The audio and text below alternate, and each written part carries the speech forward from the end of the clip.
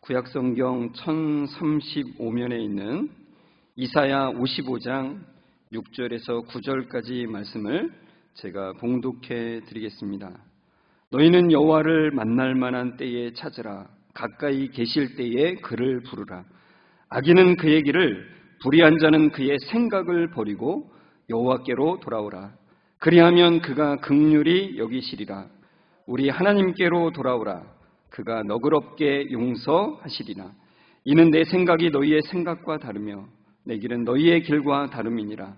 여호와의 말씀이니라. 이는 하늘이 땅보다 높음같이 내 길은 너희의 길보다 높으며 내 생각은 너희의 생각보다 높음이니라. 아멘. 우리 옆 사람과 인사합니다. 성도님, 말씀에 은혜 되세요. 이렇게 오늘도 말씀에 커다란 은혜가 되시길 주의 이름으로 축원합니다. 우리가 읽은 오늘 말씀 본문에 55장 7절에 이렇게 되어 있습니다.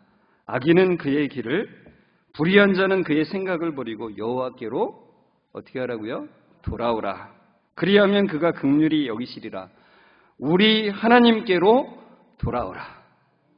그가 너그럽게 용서하시리라. 이렇게 말씀합니다. 이사야 선지자가 외칩니다. 우리 하나님께로 돌아오라. 그래요. 가고 있던 그 악한 길을 버리고 돌아오라. 하고 있던 악한 생각들을 버리고 돌아오라. 그래요. 돌아오라. 제가 이사야서를 준비하면서 이토록 애타게 돌아오라 외칠 수 있을까? 참 많은 선지자들이 끊임없이 이걸 외쳤는데 정말 그 끊임없이 외친 그 대표적인 선지자가 이사야예요. 이사야. 이사야는 어느 시대에 있었냐면 이사야 1장 1절에 이렇게 되어 있습니다. 유다 왕 우시야와 요담과 아스와 히스기야 시대, 그러니까 4명의 왕을 거쳤어요. 아모스의 아들 이사야가 유다와 예루살렘에 관하여 본 계시라 그래요. 주로 이제 남쪽 유다를 향해서 활동했던 선지자입니다. 우시야 왕, 요담 왕, 아스 왕, 히스기야 왕 때인데 이사야서에서는 주로 이 아스 왕과 히스기 왕에 대해서 언급을 합니다. 그러니까 주로 이 시대에 활동을 했다는 거죠. 남유다는 북이스라엘에 비해서는 선한 왕들이 나왔지만 북이스라엘을 따라서 점점 하나님을 버리고 다른 것들을 다 따라갑니다. 하나님을 버리고 다른 것을 따라가는 대표적인 예가 30장 2절과 3절에 나와요. 이렇게 되어 있습니다. 그들이 바로의 세력 안에서 스스로 강하려 하며 애굽의 그늘에 피하려 하여 애굽으로 내려갔으되 나의 입에 묻지 아니하였도다. 그러므로 바로의 세력이 너희의 수치가 되며 애굽의 그늘에 피함이 너희의 수욕이 될 것이라 그래요.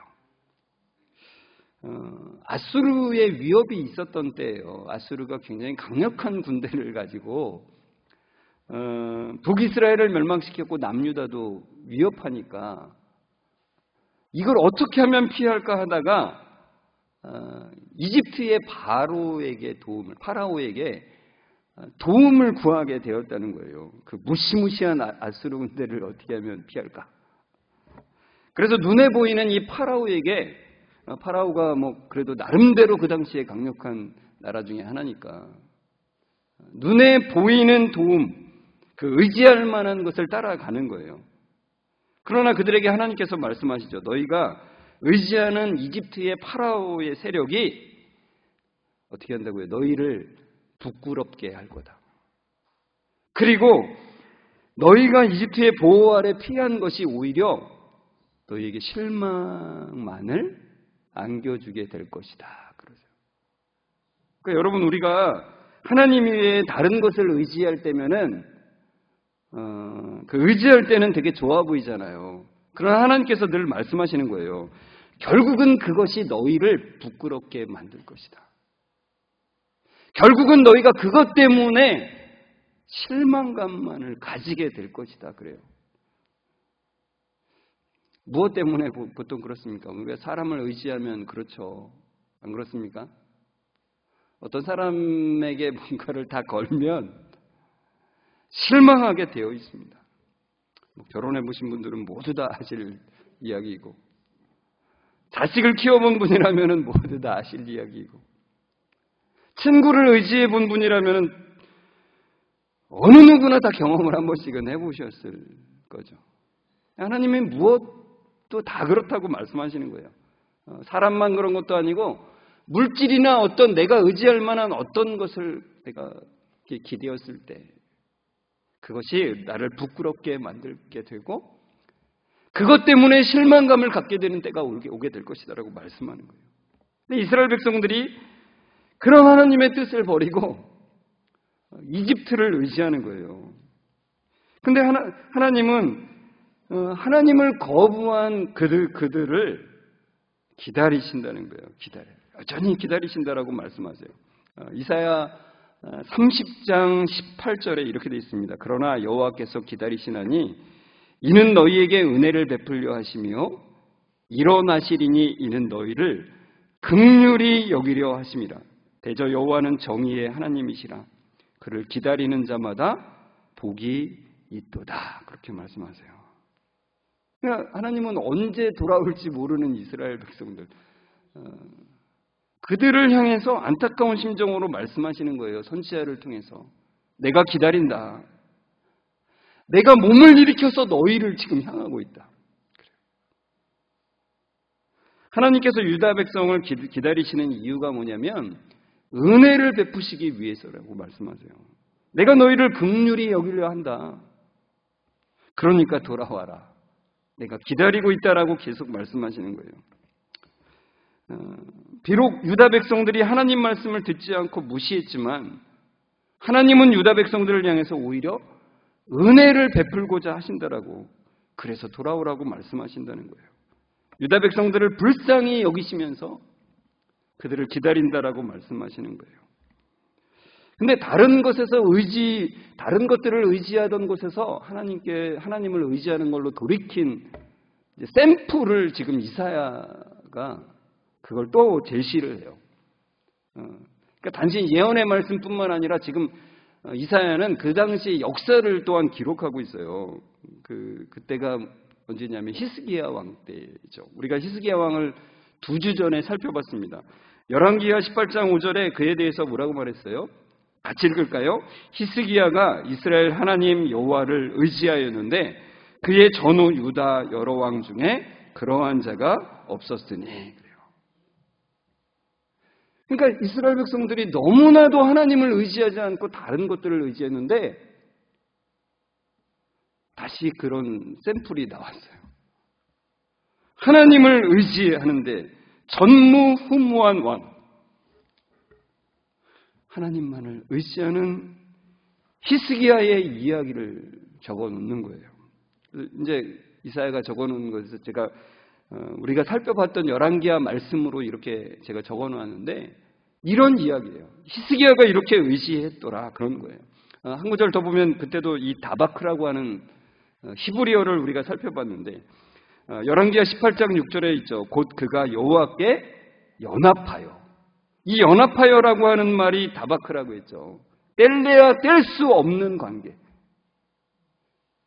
그러니까 하나님께 돌아온다는 개념이 바로 이런 거예요. 하나님이 없어도 돼 이렇게 생각하다가 이제는 내가 하나님이 없이는 내가 살 수가 없어요. 한순간도 하나님의 은혜가 아니면 나는 죽은 거나 마찬가지예요. 이렇게 고백하는 거라는 거예요. 그래서 하나님께 딱 달라붙어 있지 않으면 하나님, 저는 안 됩니다. 그래서 하나님만을 붙드는 게 하나님께 돌아오는 것이라는 거죠. 그런데 이랬던 히스기야도, 지난번에 우리가 히스기야 할 때는 그의 말년에 대해서는 살펴보지 않았는데 그의 말년에 하나님을 의지하기보다 다른 것을 의지하는 이야기가 나와요. 그것을 또한 이 이사야서에도 잘 묘사를 해주고 있어요. 하나님을 의지하는 것보다 뭘 의지하냐면은 바벨론이라는 나라를 의지하는 거예요. 이제 이 아수르가 쇠약해지고 이제 바벨론이 일어나는 때잖아요. 그때 이 히스기야가 아팠다가 이제 낫게 되는데, 그때 이제 바벨론의 사절단이 옵니다. 그들에게 보물창고와 무기고에 있는 것들을 다 보여주는 거예요. 이것이 이제 이사야 39장 1절에서 2절에 나옵니다. 그 이유는 뭐냐면은 바벨론의 사절단이 왔을 때 히스기야는 바벨론의 환심을 사기를 원해요. 이제 강국은 바벨론이 될 거니까. 그래서 보여주는데 모든 것을 다 내어서 보여주는 거예요. 우리가 이런 게 있습니다. 그러면서 히스기야를 저는 이게 예전에 이제 처음 이것을 읽을 때 히스기야를 막 마음속에 욕이 나오더라고요. 막 어휴 진짜 이제까지 잘해놓고 이게 뭐 하는 짓이야 막 그러면서 히스기야 막 욕이 막 나와요. 근데 요거를 성경에서 어떤 인물을 막 욕을 할 때면은 꼭 저한테 들리는 소리가 있죠. 그게 너야. 그게 너야. 여러분 우리가 히스기야의 참 마지막이 참 아쉽죠. 근데 우리 모두가 다 그렇다는 겁니다. 틈만 나면 하나님 외에 다른 것으로 채우고자 하는 것이 우리죠, 우리. 그래서 하나님께서 말씀하세요. 뭐라고 그러냐면 보라 날이 이르리니 내 집에 있는 모든 소유와 내 조상들이 오늘까지 쌓아둔 것이 모두 바벨론으로 옮긴 바 되고 남을 것이 없으리라 이렇게 말씀하세요. 그래서 히스기야 뒤에 이제 므낫세의 그 므낫세 왕의 악행이 있다 그랬잖아요. 그것이 하나님의 진노가 되었고 요시야 왕의 개혁에도 불구하고 그 하나님의 진노는 실행된다라는 걸 우리가 잘 알죠. 결국 그 바벨론에 의해서 이 남유다가 멸망당하고 진짜로 하나님께서 말씀하셨듯이 그 모든 보아들이 다 바벨론으로 옮겨진 바 되고 그리고 사람들도 유다 백성들도 포로로 끌려가게 된다는 거예요. 그런데 이사야서가 참 독특하게도 그 당시의 상황만이 아니라 그 미래에 대한 것을 꼭 역사서를 쓰듯이 그렇게 기술을 하고 있는데 이 바벨론으로 끌려갔던 유다 백성들이 다시 돌아오는 이야기를 쓰고 있어요. 꼭 역사서를 쓰듯이.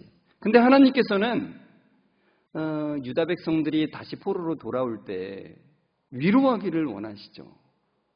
그들이 포로로 잡혀갔다 돌아오는 그 과정들이 정말 제가 깊이 생각해 보면은 끔찍해요, 사실. 우리나라가 어느 나라에 망해가지고 포로로 끌려갔다 돌아온다고 생각해 보죠. 우리 시대에.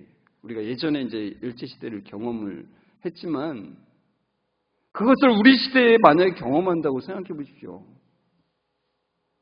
생각하기도 싫지 않습니까? 그런데 그렇게 포로로 잡혀갔다가 돌아오는 그들에게 하나님께서 위로하시며 소망하는 메시지를 이사야를 통해서 주세요. 그럼에도 불구하고 이 포로로 갔다 돌아오는 유다 백성들이 뭐라고 말하냐면 이사야 40장 27절에 이렇게 나옵니다. 쉬운 성경 버전인데요.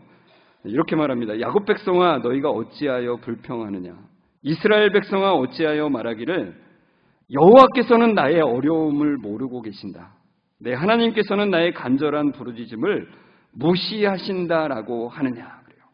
그러니까 이 포로에서 돌아오는 사람들이 야 하나님은 우리의 어려움을 몰라. 그리고 우리의 기도를 무시하셔. 알아도 무시하셔. 뭐 이렇게 하는 거예요. 그러면서 바벨론이 우리를 이겼으니까 바벨론의 신이 우리의 신보다 더 센 거 아니야? 이런 생각까지 하게 된다는 거예요. 그래서 하나님께서 이것에 대해서 응답을 하세요. 뭐라고 응답하시냐면 이사야 42장 3절에 그렇게 말씀하십니다. 그는 상한 갈대를 꺾지 않으며 꺼져가는 등불을 끄지 않는다. 그는 정의를 베풀며 진리를 구한다. 이렇게 말씀하세요. 그러니까 하나님은 공의를 행하시는 하나님이세요. 그 죄에 대해서 반드시 심판하시는 하나님이세요. 그렇지만 자비를 베푸시는 하나님이시라는 것입니다. 그러니까 하나님께서 대답하시는 거예요. 너희가 포로로 잡혀간 것은 내가 너희를 방치한 게 아니야. 그냥 너희에게 무관심한 것이 아니야. 너희 아픔을 모르는 게 아니야. 나는 너희들의 죄를 심판한 것이다 라고 말씀하시는 거예요. 그리고 하나님께서는 바사, 즉 페르시아죠. 페르시아를 들어서 바벨론을 멸망시키시는데 그 이유가 뭐냐면 이스라엘, 내 백성을 회복시키기 위함이다라고 말씀하시는 거예요. 여러분, 하나님은 무한한 자비를 갖고 계세요. 그래서 우리가 아무리 멀리 도망간다 할지라도 우리는 다시 돌아올 수 있는 거예요. 그래서 하나님은 우리에게 말씀하시는 거예요. 나는 안 돼. 이런 얘기 하지 말라 그래요. 나같이 악한 일을 저지른 사람도 하나님이 받아줄까요? 그런 얘기 하지 말라는 거예요. 하나님은 무한한 사랑으로 우리를 기다리시고 우리에게 돌아오라고 말씀하시는 거예요. 그러니까 하나님께서 자비와 사랑을 말씀하시는데도 여전히 이스라엘 백성들은 반역하고 다른 것을 의지하는 겁니다. 그래서 하나님께서 뭐라고 하시냐면 내가 새 일을 행한다라고 말씀하세요. 하나님의 종을 그 백성들에게 보내셔서 그 백성을 회복하고 열방을 향한 하나님의 빛이 되게 하시겠다라고 그래요. 그런데 그 하나님의 종이 놀랍게도 그 백성에게 거절당하고 죽임을 당한 것으로 묘사를 하고 있다는 것입니다. 우리가 잘 알고 있는 이사야 53장이 그것을 말씀해주고 있죠. 이사야 53장 4절에서 6절 말씀 같이 읽어볼까요? 그는 실로 우리의 질고를 지고 우리의 슬픔을 당하였거늘 우리는 생각하기를 그는 징벌을 받아 하나님께 맞으며 고난을 당한다 하였노라. 그가 찔림은 우리의 허물 때문이요 그가 상함은 우리의 죄악 때문이라. 그가 징계를 받음으로 우리는 평화를 누리고 그가 책찍에 맞음으로 우리는 나음을 받았도다. 우리는 다 양 같아서 그릇 행하여 각기 제 길로 갔거늘 여호와께서는 우리 모두의 죄악을 그에게 담당시키셨도다. 그래요. 그 종은 누군지 아시죠? 예수님이시죠. 그 종은 겉으로 보기에는 하나님의 징벌을 받는 것처럼 보입니다. 그러나 실제로는 그 백성의 질병과 아픔을 대신 받고 계시다는 거예요. 그 백성의 죄의 죄악을, 그 백성의 죄의 책임을 대신 짊어지고 가신다는 겁니다. 그 하나님의 종이 우리가 할 수 없는 그 죄값을 지불하고 의롭게 되는 것을 대신하셨기 때문에 우리가 죄와 사망에서 자유함을 얻게 되었고 의인의 신분을 받게 되었다는 거예요. 그래서 하나님께서는 그 하나님의 종을 통해서 돌아오라고 말씀하시는 거예요. 그러니까 여러분, 신약에만 예수님을 통해서 돌아오라는 게 아니에요. 구약에도 동일해요. 그 하나님의 종 예수 그리스도를 통해서 우리에게 돌아오라고 애타게 말씀하고 계시는 거예요. 그래서 오늘 본문이 바로 그건데 이사야서 55장 6절 7절을 다시 한번 읽겠습니다. 너희는 여호와를 만날 만한 때에 찾으라. 가까이 계실 때에 그를 부르라. 악인은 그의 길을 불의한 자는 그의 생각을 버리고 여호와께로 돌아오라. 그리하면 그가 긍휼히 여기시리라. 우리 하나님께로 돌아오라. 그가 너그럽게 용서하시리라. 그래요. 여러분, 여호와를 만날 만한 때에 찾으래요. 이 만날 만한 때는 언제인가요? 여기 예배당에 나왔을 때인가요? 아니면 내가 은혜롭게 충만할 때인가요? 아니에요. 이 만날 만한 때라는 것은 우리가 살아있는 동안이에요. 근데 우리가 살아있는 이 동안은 너무나 짧다는 거예요. 제가 최근에 모래시계를 하나 샀어요. 무향실에 오시면 제가 보여드릴 수 있습니다. 제가 가끔 그걸 뒤집어 놓고 이렇게 쳐다봅니다. 왜 그러냐면 최근에 제가 몇 분에게 말씀을 드렸는데 그런 얘기를 들었어요. 우리가 요즘에는 동그랗게 생긴 그 바늘시계를 주로 보거나 저런 불빛으로 된 전자시계를 보잖아요. 근데 그걸 보고 있다 보면은 그게 무한히 돌아갈 것 같고 무한히 숫자가 1, 2, 3, 4, 5, 6, 7, 8, 9, 0 이게 반복될 것 같은 마음이 든다는 거죠. 근데 모래시계를 보면요. 진짜 무서워요.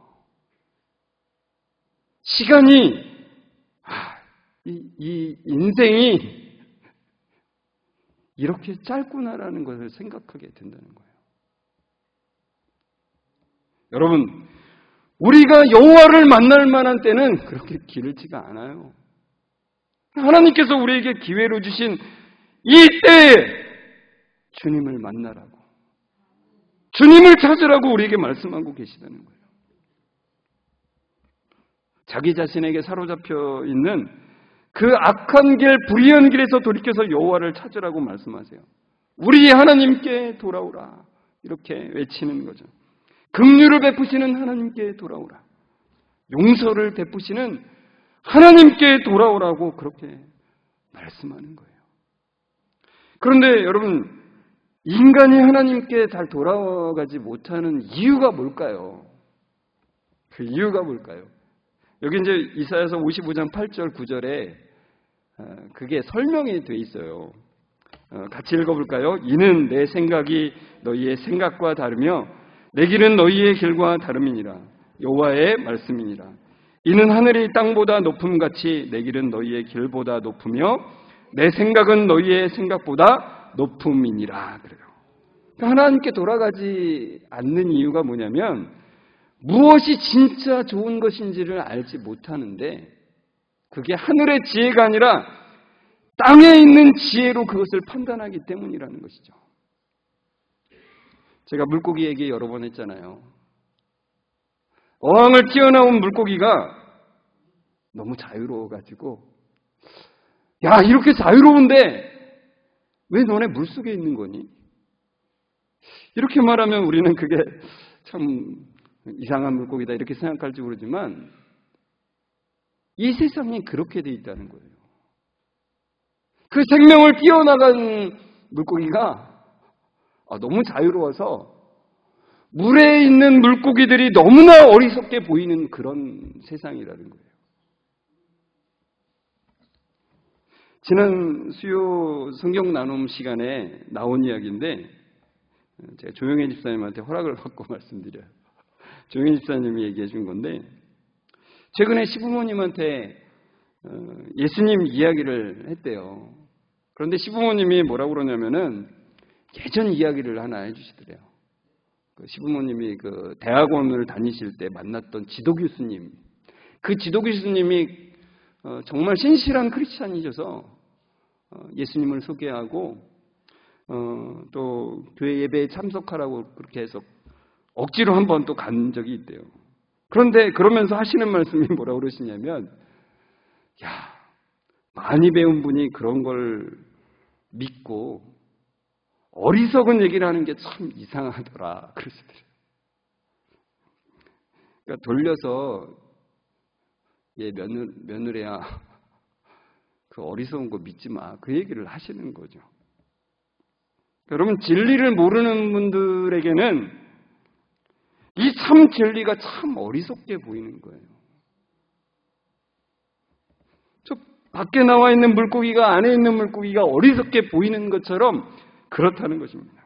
하나님께서는 우리의 지혜와는 비교도 안 되는 그 지혜로 우리에게 구원의 길을 열어주셨는데 참 기쁨의 길을 열어주셨는데 이 땅의 지혜로 그것을 살펴보니까 그게 좋아 보이지가 않는 거죠. 그래서 하나님께서는 애타는 마음으로 선지자들을 통해서 이게 참 지혜다. 나의 생각은 너희의 생각과는 천지 차이야. 그것을 너희가 깨닫기를 원한다라고 그렇게 말씀하시는 거예요.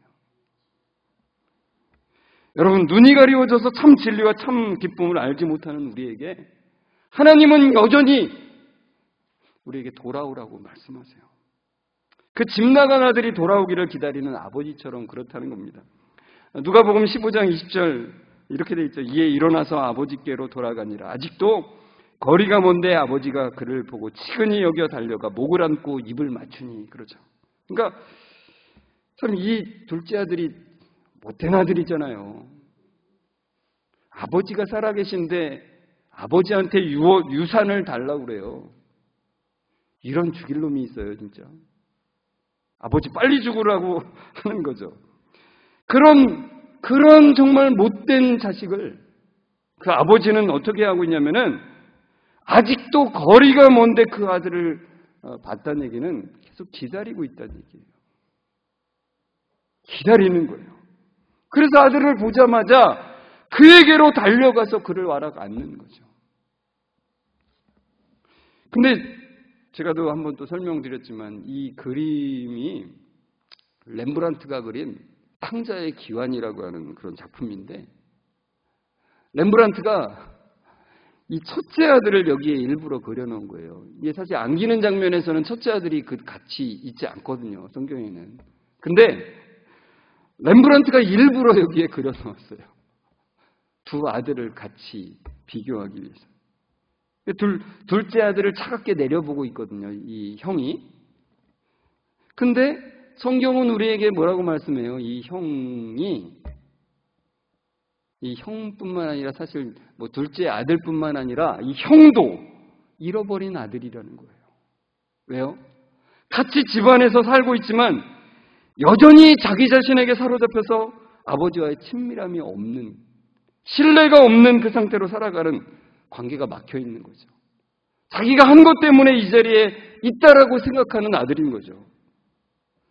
그게 바로 우리의 모습이라는 거예요. 여러분, 우리에게 하나님께서는 돌아오라고 말씀하시는 것은 나 스스로는 나는 나간 적 없는데? 이렇게 생각하고 있을 수 있어요. 첫째 아들처럼. 그러나 하나님께서는 그 첫째 아들에게도 여전히 말씀하는 거예요. 돌아오라. 너 스스로 할 수 있는 것이 없이 하나님의 은혜로 되는 것임을 너가 분명히 깨달으라고 말씀하시면서 돌아오라고 말씀하십니다. 여러분, 이 말씀처럼 하나님의 기다림 앞에 나의 가는 길을 돌이키고 나의 생각하는 것을 돌이켜서 주님과의 그 만남, 주님과의 교제, 하늘의 기쁨이 우리 가운데 충만하기를 주의 이름으로 축원합니다. 우리 같이 오늘 말씀을 생각하면서 같이 찬송했으면 좋겠습니다. 찬송가 527장 어서 돌아오 2절 가사인데요. 어서 돌아오 어서 돌아마노 우리 주는 날마다 기다리신다오 밤마다 문 열어놓고 마음 졸이시며 나간 자식 돌아오기만 밤새 기다리신다오. 이 가사를 생각하면서 우리를 위해서 기다리시는 그 주님을 생각하면서 같이 불렀으면 좋겠습니다.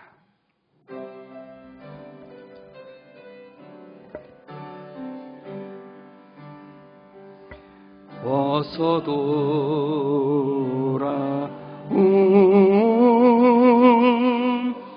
어서 돌아마노 우리 주는 날마다 우리 주는 날마다 기다리신다오 기다리신다오 밤마다 문 열어놓고 밤마다 문 열어놓고 마음 졸이시며 나간 자식 돌아오기만 밤새 기다리신다. 다시 한번 어서 돌아오 어서 돌아오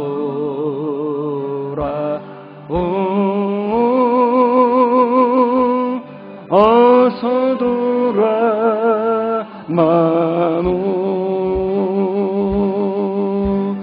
우리 주는 날 마다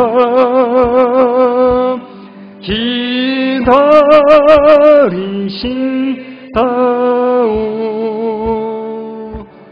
밤마다 문 열어놓고 마음 졸이시며 나간 자식 돌아오기만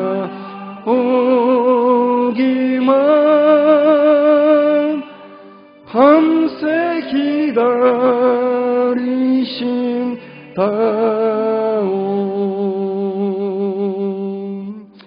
온 천지 만물을 창조하신 전능하신 하나님, 주의 이름을 높여드립니다. 하나님의 지혜는 우리가 다 알 수도 없고 그 풍성함은 우리가 다 표현할 수도 없습니다. 그 놀라운 지혜로 우리에게 구원의 길과 참된 기쁨의 삶을 열어주시니 감사합니다. 하나님, 그런데도 우리는 여전히 땅의 지혜로 하나님의 지혜를 평가하고 다른 만족을 찾아 헤매입니다. 그런 우리들을 불쌍히 여기시고 돌아오기를 기다리시는 하나님, 그 은혜를 베풀어 주심에 감사드립니다. 밤마다 문 열어놓고 마음 졸이시며 나간 자식 돌아오기만 밤새 기다리시는 그 놀라운 사랑에 감사드립니다. 하나님 없이는 우리의 삶은 죽은 것임을 순간순간 깨닫고 주님께 돌이키는 은혜를 허락해 주옵소서. 하나님, 우리 성도님들 한 주간 살아갈 동안 기다리시는 주님의 마음을 알아가는 시간 되게 하여 주옵소서. 십자가에서 팔을 벌리심으로 자격 없는 우리를 하나님 자녀 되게 하신 예수 그리스도의 이름으로 기도드려옵나이다. 아멘. 우리 주 예수 그리스도의 은혜와 하나님의 사랑하심과 성령님의 교통하심이 가고 있던 악한 길을 버리고 돌아오라, 하고 있던 악한 생각을 버리고 우리 하나님께 돌아오라는 그 음성에 응답하며 주님을 향하기를 소망하며 나아가는 우리 모든 성도들과 그 가정 위에 지금부터 영원까지 함께 있을지어다. 아멘.